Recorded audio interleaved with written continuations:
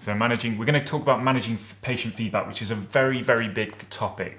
So the aim of all of these webinars is to increase understanding of the new inspection regime and to help practices prepare for inspection. So that's why we do these, to help you. Objectives today, we're going to explore the best way to manage online feedback. We're going to discuss how to carry out effective satisfaction surveys. And we're going to explore how the iComply system helps you to track complaints and how to show inspectors what you've done. So the learning outcomes is we'd like to help to improve the management of online feedback. It's a very big, important area that's becoming increasingly more important. We'd like to improve the quality of patient satisfaction surveys. I'll touch on the reasons why, but I would say myself and my team, we very rarely will audit a practice and see a satisfaction survey that would pass a CQC inspection or would be acceptable, I'd say, to a CQC or an HIW inspector.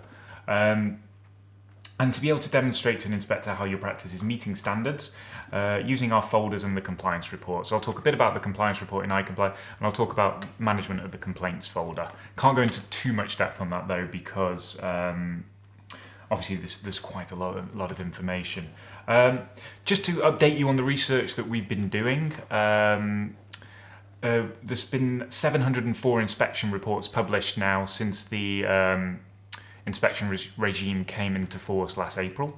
19% of practices inspected are in breach of at least one standard. So 1 in 5 practices are failing the inspection.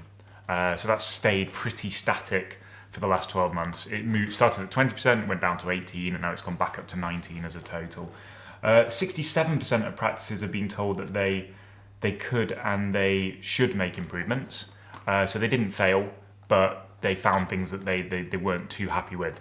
And some of those are probably borderline fails. And most of the practices that are in breach, most of the practices that failed their inspection, either failed on safe, well-led, both, or those were included in the key lines of inquiry they failed with 86% of those that failed had problems with being well-led. And the main issue with being well-led is having a functioning operating governance system. So having a system that makes sure that you get everything done in the right time frames, that you create follow-up actions, that you can produce evidence to show this. And this is where most practices are failing, I would say, from the research, is that they just don't have that system, which fortunately enough, if you have iComply, that will prompt you and help you to do these things. So topics included and excluded, it's just because I was talking about patient feedback, obviously it's a very broad topic. So today we're going to talk about how to carry out effective surveys. We'll talk about managing online feedback, and we'll touch on patient complaint handling. Obviously patient complaint handling is very, very broad, but we'll do a more detailed webinar on it a bit later. So I'll touch on that today, but I'm going to talk more about surveys and feedback. The friends and family test I'm not going to discuss today, apart from just to mention that in general, I hear a lot of people saying that they think the friends and family test is a bit of a waste of time. The friends and family test is, in marketing terms, it's what they call the Net Promoter Score, which is one of the most powerful marketing tools you can have, which is to ask someone, on a scale of 1 to 10, would you recommend us to a friend? And if not, why not? So if you are an NHS practice and you are doing it, I'd make the most out of it. But I'll touch on that more perhaps in a different webinar. But I'd really try and get those results, analyse them, look at why people wouldn't recommend you, and then try and make those changes if you can. And comments and suggestions boxes, I'm not going to discuss those today, apart from really to say that you ideally will have them in your waiting room with pens and paper, so patients don't have to ask for pens and paper to make a comment, and a sign telling them that the comments and suggestions box is there. So the regulations, I'm not going to go into detail on the regulations about complaints and feedback, but these are the regulations that are covered. You can see them on the screen, but I thought I'd just put them there in case people are interested. But the point is more that it's covered by multiple regulations, and these regulations being fundamental standards, those top 3, which are fundamental standards, mean they are law, so that they are things that you must do as a dental practice. So what's the detail of those regulations? Just to look at them a little bit, if we look at that first one, it's one of the fundamental standards says that the provider must seek and act on feedback from relevant persons. So you have to seek it. It's got to be an active process. You can't wait for this feedback to come to you. So this is why we do surveys, where we have comments and suggestions boxes. And we need to we need to act on that feedback. If we look at the second point, then we've got to have processes in place to do that. And we've got to be able to provide evidence of how we take these views into account in any related decisions. So we need to be able to show how any feedback has then led to meetings, has then led to meetings, and then potentially led to changes in the practice, and a paper trail, an audit trail to be able to demonstrate this. You must have a complaint system in place which is publicised. So you need to have it on your wall. It needs to be accessible.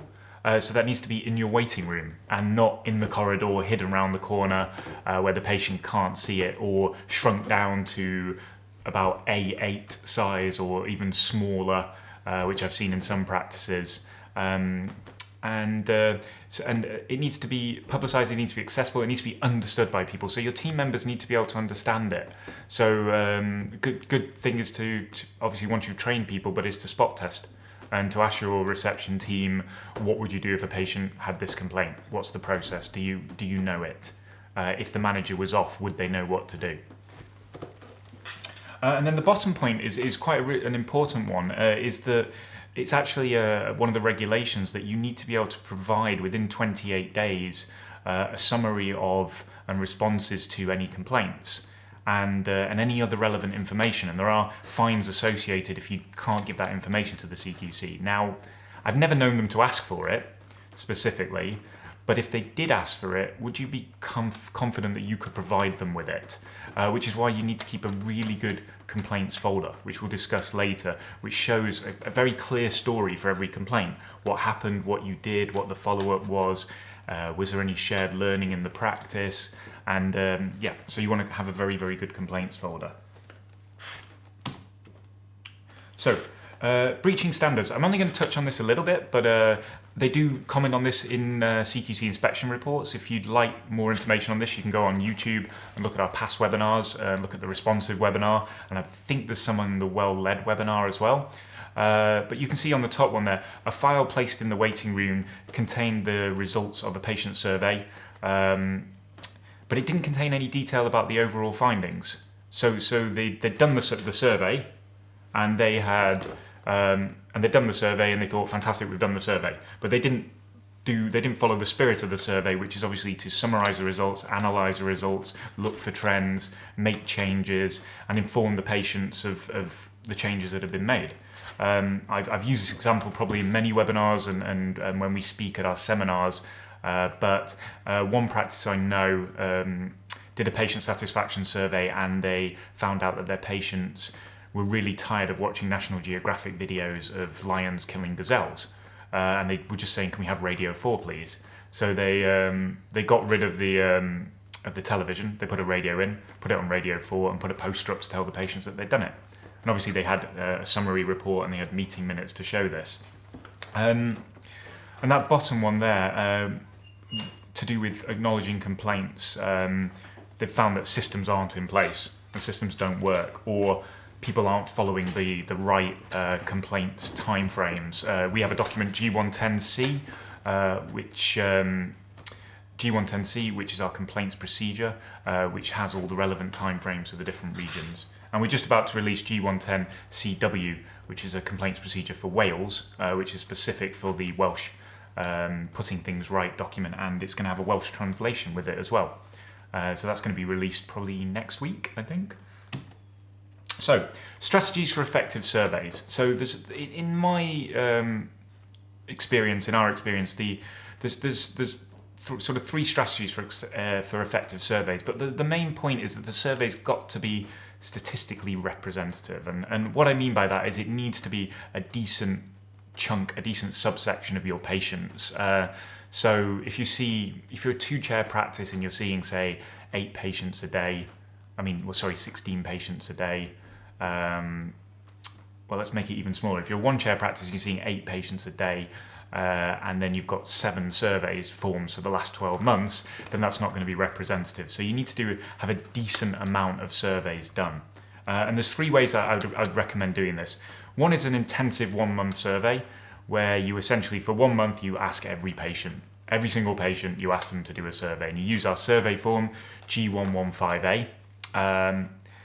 The second one is a continual paper survey at the end of the course of treatment, and I really like this one in that you keep a survey form on the reception desk or in the surgeries, and then at the end of every course of treatment you ask a patient to fill one out. And a little tip on this one is that sometimes you'll find people are resistant to ask, and your reception teams might need training on the way to ask these questions. And I can almost guarantee if you're hearing that the patients don't want to fill them out, then they're probably not being asked in the right way. So it's just a little bit of training on how to ask the patients to fill the forms out, especially at the end of a course of treatment. But you do this continual paper survey constantly at the end of every course of treatment, and then once a month or once a quarter, it's up to you to decide. You get the results together, you analyse them, you come up with a report, you hold a meeting, and you make any changes you need to. And the last one is quite a modern one, an online survey in an email signature. So you set up something like a SurveyMonkey, which is an online tool, and if you're a very modern practice that does a lot of communication with your patients by email, then you just put a permanent link in your email signature, and then every time a patient is emailed, they can fill out the survey if they want to. And I've known that to be very effective for some practices. But with whatever method you use, you really need to summarize those results. You need to hold meetings, if applicable, create actions, to-dos, use your iComply calendar to create to-dos, or if you're doing it, say, once a year, an annual survey, you can use related to-dos, which we'll look at afterwards in the patient satisfaction activity in iComply. Right, so we're talking about the importance of online feedback. So online feedback is becoming very, very important. And it's very important for 3 reasons, I would say. The first reason is local SEO, so search engine optimization. The way Google ranks you online, if you do a Google search, if someone searched for local dentist or dentist in the area, the way that Google ranks you is affected by the number of reviews online about you. And it's not just Google reviews. It used to be just Google reviews, but now it aggregates, it collects all the reviews together from certain sites. For example, I'm just going to get up the sheet that was given to me by our SEO expert. For example, Google, Yelp, Yell, and I don't think it uses NHS choices, but I would imagine it might do at some point. So with local SEO, I've just got a few tips that we've got from an expert who advises us, and he says you should check your online reviews by doing a Google search for your practice.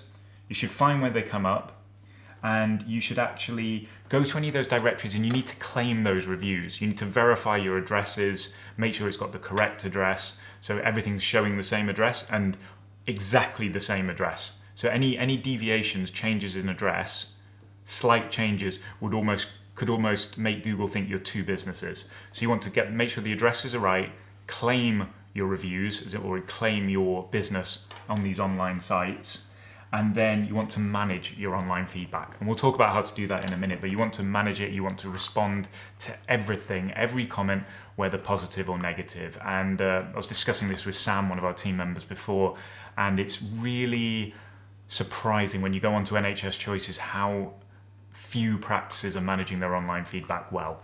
But I'll talk about why that's really important in a second.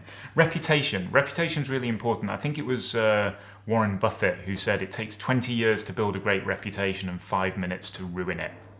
All you need is a couple of bad reviews online which you've not responded to that could really drag your reputation down after building your practice for years and years and years, and the patient could be completely wrong. I mean, just look at TripAdvisor. I'm sure, how many people here have you looked on TripAdvisor before booking a holiday? I have. Raise a hand. Say if you have. Loads of people, all the time, exactly. It's becoming commonplace, and it hasn't happened in dentistry yet. We have NHS choices, but I think it's going to happen at some point. So the sooner that we can get on top of this and manage it, the better it is for our practice. And also, the third point there is regulators' intelligent monitoring. So the regulators, I know this from talking to the CQC, from talking to HIW inspectors, and the CQC publish it, they say this, before they walk into your practice, they will go online and they can spend up to a month beforehand researching practices in an area. So they will be looking at your online reviews before they walk through your front door. And they will be looking to see what people are saying about you and if the same themes are coming up and how you're responding to these. And it's also part of their strategy, in that they've actually this document's I think it might have just finished consultation, but in their strategy for 2016 to 2021, they've said they want to improve, they want to become intelligence driven, and they want to use data and information to underpin their decision making. And part of that data is going out and looking and seeing what's on websites, what people are saying about you.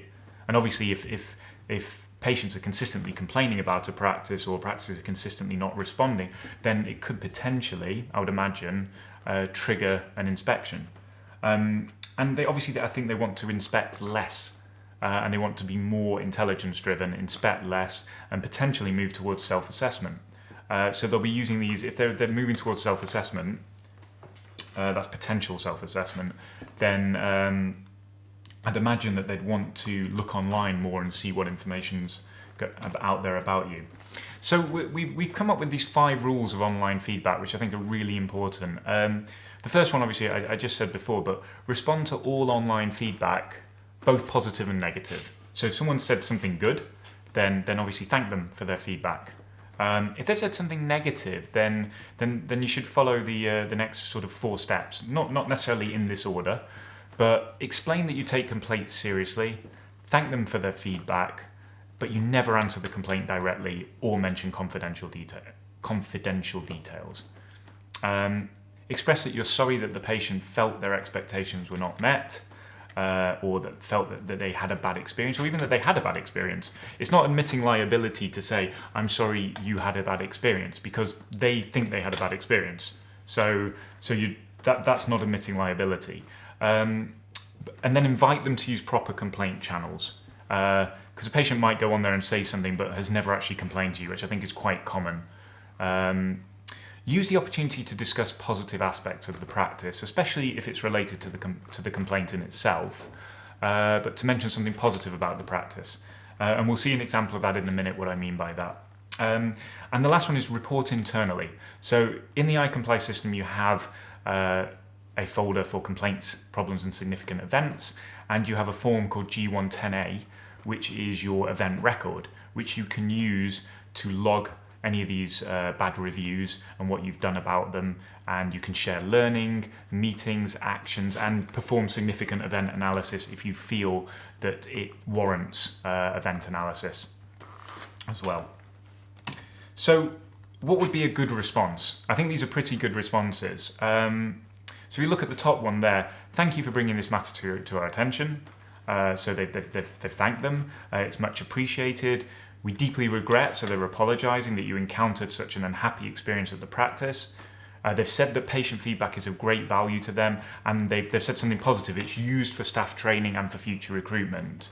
Your comments will be fed back to the relevant people, so we'll improve because of your complaint. And if you wish to discuss these matters, the practice manager is aware of your concerns and will be more than happy to spend time with you. So it's not textbook answer, but this is a real answer that I've taken from NHS Choices, and I think it's a pretty good response. It covers most of those points. And I won't go through the bottom one as well, but if you want to have a read of it, you can see it's very similar response, asking them for them to, they've said, the practice regularly carries out team training and customer service skills, and they've said then, please write us a letter and we will very happily deal with this to try and make sure that your experience is better in the future. So these are examples of good responses, almost a textbook response that you would expect to see on, say, NHS Choices or Yell to a complaint. Let's look at what not to do. So this is taken from an actual someone wrote a very long complaint on NHS Choices, very detailed complaint, and this was the practice's response. And I just wanted to pick on a few points of it to point out what not to do. So you can see at the top there, they said, "I'm sorry, your experience is not what you expected." Okay, that's not too bad. It's always difficult when a patient has severely compromised dental health. I think personally, I think that's a bit terrible. It's saying to the patient, it's your fault, your teeth aren't in a good condition, and it really should be kept out of that complaint. The second point there, I cannot explain why you haven't had this in the past. It seems a bit unnecessary.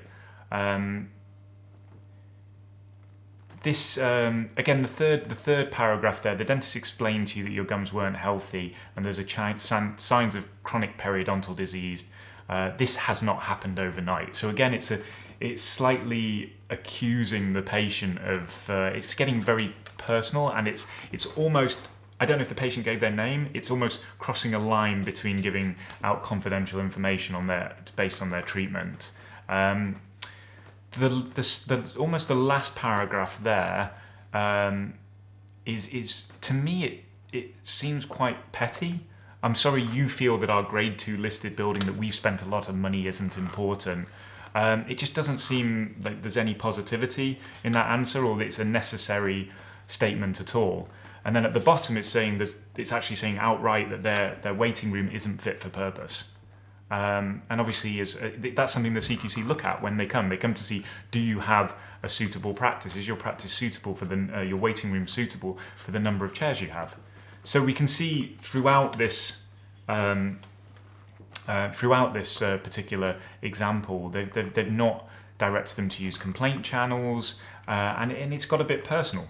The dentist took it personally, or the principal took it personally, which, when people reply in that manner on TripAdvisor, it becomes headline news. So be very careful of what you write. Right, so how not to respond. So managing complaints. I said I'd touch on managing complaints without going into too much detail, because there's a lot on it. The first thing I'd say is we have a document in the system that was updated very recently called Complaints, Problems and Significant Events, G110. And that is a really good, quick guide to best practice for managing complaints in a dental practice, including significant event analysis, when things need to be reported as serious incidents or safety incidents. So it's a very good guide, and it includes how to do significant event analysis. Now, G110C I mentioned earlier, we have a complaints procedure. You need to display this. I go into many practices and it's not on display in the waiting room, and I think 25% of practices in Wales failed their HIW inspections purely on complaints, and most of that was the way they displayed their complaints procedure. I'll put a point on there about distinguishing between clinical and admin complaints. The other point I should probably mention is obviously be aware of what your timeframes are for responding, for acknowledging a complaint. Obviously they differ in Scotland, Wales and England, and we have that information in G110 and in the complaints procedures themselves. So just make sure you're using the correct one and everyone's aware that you really have to respond in time. Distinguish between your clinical and your admin complaints. So if a patient complaint comes in, quite often they can be quite long-winded, and they're explaining a lot about their journey, and try and sort of break it down structurally, look at it and figure out what the complaint actually is. And are there admin aspects which need to be treated separately to clinical aspects, where it may need to go to the clinician, and the clinician may or may not need to go to their dental protection depending on the complaint. Probably should mention there as well that a lot of complaints are, I guess, won and lost, as it were, on your clinical record keeping as well. So the better your clinical records are, then obviously if you did want to challenge a complaint, then or say that it was incorrect, then obviously the records are going to help back you up on that. The most important point I wanted to make here, because I think complaints should be a whole webinar in itself, but is to have that folder, that complaints folder with an index, which we have in the system, and then an event record for each complaint. So every time you get a complaint, you get a new plastic sleeve, you put it in the folder, you fill out a G110A, the event record, and then everything to do with that complaint will go in that plastic folder in the file behind the complaint. So if you have any letters from dental protection, if you have your response letters to the patients, what was done, a summary of that, everything from the moment the complaint came to you to the point where the complaint was resolved in one thing there. And that means if the CQC asks you, and you have to provide within 28 days for that information, or if anybody comes into your practice, say if one of my team comes to do a health check, or if you're auditing your own practice, or if the principal wants to look at the complaints, or if a CQC inspector wants to see them when they're there, it's just very easy to open the folder. There's a summary of all the complaints, turn the sheet, there's the first complaint, you take it out, and there is a cover sheet for it with all the information behind it. And I'd say in my experience, I don't see many practices who are actually doing that. So it would be my top tip for today is to tidy up that complaints folder, have that complaints folder. In iComply, in cycle 1, month 1, so month 1 of your calendar, inside this administration step here, there is a step here called patient satisfaction. So just click on there to go inside patient satisfaction. Now, this gives you a bit of an overview and a policy and documents that you can use. And to carry out your survey, now you can either do one of two things. You can either, if you're going to use our survey form, the two best strategies, as we mentioned earlier, is to either carry out your survey monthly, do an intense month once a year. So try and get as many as you can for every single dentist in the practice for 1 month, and that's done for that year. Or you could just carry out surveys constantly. Now in iComply, this is where you'd get the documents from. So inside this step, if I scroll down here, I've got this button here called Related Templates. So for those of you with the application, I know you're aware of this already, but if I click on Related Templates, then inside here I've got all the documents I need to do with patient satisfaction. So I have a patient satisfaction policy, which I'd need to modify to my practice and put on file in our folder 7, which is the staff handbook. We've got a survey report, so you can collate your results in an Excel spreadsheet. We have a new patient survey, if you do want to survey your new patients as well. We have the overall guidance document on patient satisfaction, which you can read and read about the best way to carry out the survey and general information on patient satisfaction. And then we also have the document here to actually do the survey, which is the patient satisfaction survey, which is on version 5. We just updated this very recently. So if I click on the patient satisfaction survey here, you'll see that I can download it. So this is what the Word document looks like, the patient satisfaction survey that we just updated. So we added dentist names, so you can actually spot trends for particular dentists. So if one dentist is, say, consistently running late and their patients are all complaining about it, you have that specific feedback that you could give to that dentist. Or, that they knew, or to tie in to make sure that people are aware of the price of their course of treatment before they start. But as I said, this is a template. You can use it how you like, and you can give that information and you can edit this, and we've included a net promoter score there on the back as well, which is similar to the friends and family test. So edit the survey, make it your own. You don't have to use it word by word what we said. And going back to Chrome, which hopefully everyone can see now. Once we've done this, we've done the survey, we've checked our results, and what we've discovered is that the patients wanted us to change to get rid of National Geographic and to put a radio in place. So we need to complete the activity in iComply. So if we go down to here, we'd have to say what we did in iComply because we're completing the activity. So did we have to download a template? Yes, we did. Did we adapt it to our practice? Well, yes, we did. And any actions arising from this activity have been completed or have been scheduled to be carried out. Well, what we're actually going to do is we're going to schedule them after. So I'm going to click that for now because I know I'm going to schedule it straight after.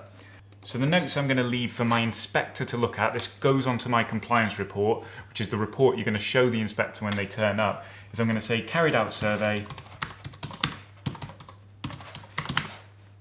compiled report,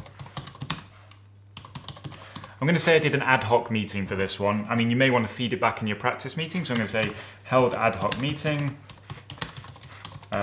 with management team to discuss results.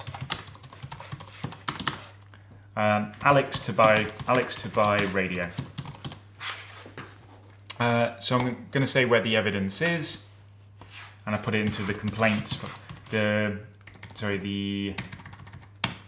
patient satisfaction folder. I can't remember the folder number off the top of my head. I would look it up, but obviously we're a bit short of time.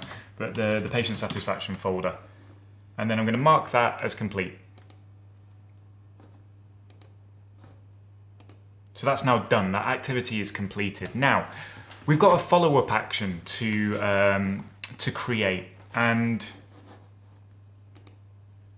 what I'd strongly recommend with any follow-up actions from now on is if you've completed an activity and that activity is completed and you've got some follow-up actions you'd like to schedule, I'd recommend using related to-dos. Now, the reason for that is that in the future, what we're going to do is we're going to make sure that the compliance report will show your related to-dos next to your activities. It doesn't currently, that's a new feature coming. And what that means is you're going to be able to show an inspector that I did this activity, these are my actions that came out of it, and this is when I completed those actions, which ties into this real quality assurance theme that's in the new inspection regimes both in England and Wales. So the way I'd do that is I've completed this survey, I've signed it off, but I want to schedule that action for me to buy that radio. So I'd come down to here and I'd click Create Related To Do. So buy radio. And I'll just put buy radio for there. And then I'm going to schedule that for, let's say, 27th.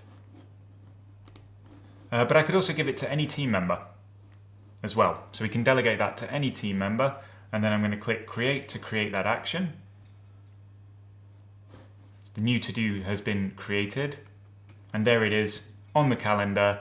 Whoever's been assigned that to-do will get an email to tell them that they've got that to-do, and it will appear on your report as an action that you've created, which will soon be linked to that actual activity in your report as well. So if we go to the compliance report, which is down here, and I click on that,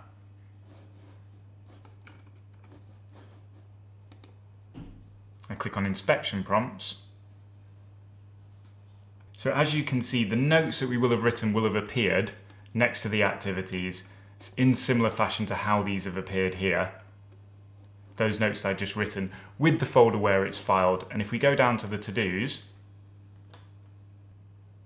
then it will appear in the to-dos in this section down here with the completion date or the plan date. Now, as a final tip for what I want to show you with iComply, at any one time you may want to know as a principal or a team member what your team are up to. Now what you can do is you can click on Manage Team Members here, and you can click on any team member from any of your practices. Remember, iComply can take 1 to 100 practices, and you can just come into here and you can click on Activities. Now if I click on Activities for, say, Cliff here, Cliff Trailer, as a principal, I can see what Cliff has got overdue, what Cliff has got due this week,